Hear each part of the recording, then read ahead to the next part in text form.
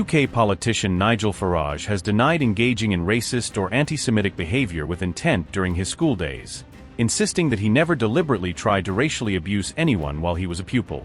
The Reform UK party leader has claimed that he never directly tried to hurt anybody, saying that any remarks from that time were not meant to cause genuine harm, even as shocking claims have emerged. Farage broke his silence nearly a week after complaints from around 20 people he went to school with surfaced, finally responding publicly to the allegations that have dominated headlines. On November 18, The Guardian published a detailed investigation into incidents of his alleged behavior, setting out multiple accounts from former classmates and raising serious questions about his past. The publication interviewed many of his school contemporaries, including both alleged victims and witnesses, to build a picture of what they say happened at Dulwich College in the 1970s.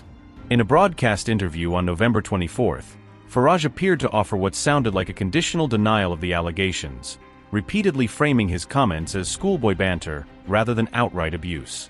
Farage said, quote, "I would never ever do it in a hurtful or insulting way. It's 49 years ago. It's 49 years ago. I had just entered my teens. Can I remember everything that happened at school? No, I can't. Have I ever been part of an extremist organization or engaged in direct unpleasant, personal abuse, genuine abuse, on that basis? No." Unquote. During the interview, Farage was also pressed hard over his remark that he had behaved in such ways not with intent, a phrase that many critics saw as carefully hedged.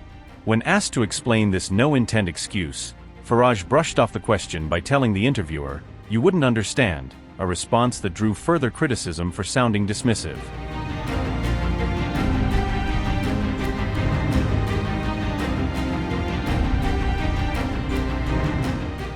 The 61-year-old Farage is accused of targeting minority ethnic children while at Dulwich College, allegedly directing racially charged comments and chants at younger pupils.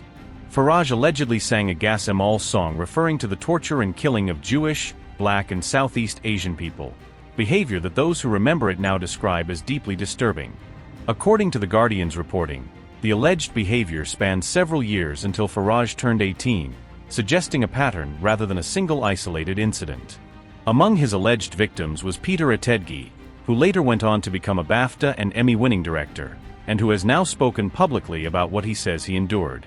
Ettedgui has claimed that when Farage was around 13 or 14, he would growl at him that Hitler was right or gas them, using menacing tone and phrases that referenced Nazi atrocities. Another former minority ethnic pupil has said that as a 9-year-old he was similarly targeted by a 17-year-old Farage, describing repeated taunts and remarks that left lasting scars. After the accusations emerged, Farage's spokesperson said the claims were without foundation, firmly rejecting the accounts given by his former schoolmates. Farage's team also questioned why those who provided testimonies did not come forward with these allegations earlier, suggesting political motives for the timing of the revelations.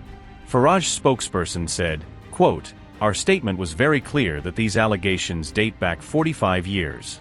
And I think that at any point in time, when Nigel was leader of UKIP, when he stood in the 2010 general election, the 2015 general election, during Brexit, you would have to ask yourself, why didn't this come up before?"